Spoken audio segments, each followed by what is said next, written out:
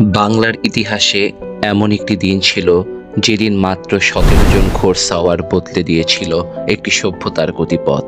সেই দিন ১২০৪ খ্রিস্টাব্দে মুহাম্মদ বখতিয়ার খিলজি ইন্ডিয়া জয় করেন এবং বাংলায় শুরু হয় মুসলিম শাসনের নতুন অধ্যায়। কিন্তু কিভাবে সম্ভব হয়েছিল এই অসম্ভব বিজয়? এ প্রশ্নের উত্তর খুঁজতেই আজ আমরা হাজির হয়েছি নথিপত্র 360 এর নতুন পর্বে। ১২০০ শতকের শেষ দিকে বাংলা ছিল সেন রাজবংশের অধীনে। রাজা লক্ষণ সেন ছিলেন প্রবীণ বিদ্বান, কিন্তু যুদ্ধের জন্য প্রস্তুত ছিলেন না। রাজ্য ছিল সমৃদ্ধ কিন্তু আত্মবিশ্বাসে অন্ধ। রাজধানী নদিয়া ছিল সংস্কৃতি ও প্রশাসনের কেন্দ্র। মুহাম্মদ বখতিয়ার খিলজি ছিলেন একজন দূরদর্শী সেনাপতি। তিনি জানতেন বাংলার সেন রাজবংশের রাজধানী নদিয়া ছিল সমৃদ্ধ কিন্তু আত্মবিশ্বাসে অন্ধ। রাজা লক্ষণ সেন প্রবীণ এবং যুদ্ধের জন্য প্রস্তুত ছিলেন না।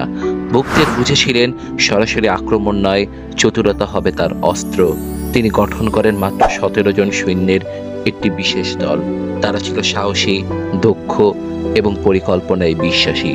এই দলটি ডাক্তার, ব্যবসায়ী, দরিদ্র পথিক সেজে নদিয়ার দিকে রওনা হয়। তাদের পোশাক, আচরণ, এমনকি কথাবার্তাও ছিল সাধারণ মানুষের মতো। নদিয়ার প্রবেশদ্বারে তারা কোনো অস্ত্র প্রদর্শন করেনি এবং পাহারাদারদের চোখ ফাঁকি দিয়ে শহরে ঢুকে পড়ে। এই পরিকল্পনা ছিল মনস্তাত্ত্বিক যুদ্ধের অংশ, শত্রুকে আক্রমণ করার আগে তার আত্মবিশ্বাস ভেঙে দেওয়া। নদিয়ার রাজপ্রাসাদে তখন ছিল শান্ত পরিবেশ। রাজা লক্ষণ সেন মধ্যাহ্নভোজে ব্যস্ত, সভাসদরা গল্পে মশগুল। কেউ কল্পনাও করেনি যে শহরের ভিতরে ঢুকে পড়েছে শত্রু। ঠিক সেই মুহূর্তে বখতিয়ার খিলজি তার সৈন্যদের নির্দেশ দেন, তরবারি বের করো, আক্রমণ শুরু করো। প্রাসাদের ভিতরে শুরু হয় হুলস্থুল। পাহারাদাররা হতবাক, সভাসদরা আতঙ্কিত, আর রাজা লক্ষণ সেন তিনি কিছু বুঝে ওঠার আগেই পেছনের দরজা দিয়ে পালিয়ে যান পূর্ব দিকে।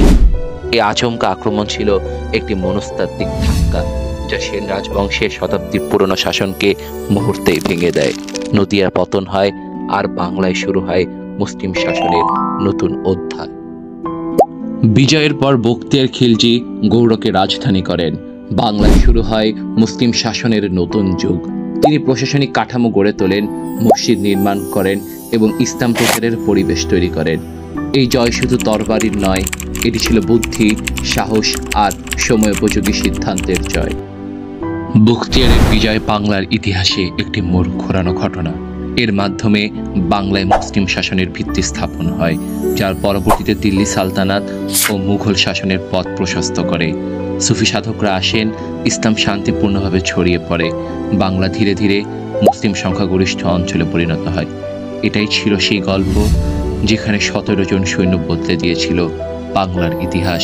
এই বিজয় ছিল সংখ্যার নয়, ছিল চতুরতার, সাহসের আর সময়ের জয়।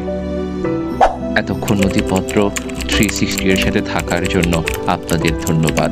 ভিডিওটি ভালো লাগলে লাইক, কমেন্ট ও শেয়ার করুন। আরও এমন ভিডিও পেতে পাশে থাকা বেল আইকনে ক্লিক করে আমাদের চ্যানেলটি সাবস্ক্রাইব করুন।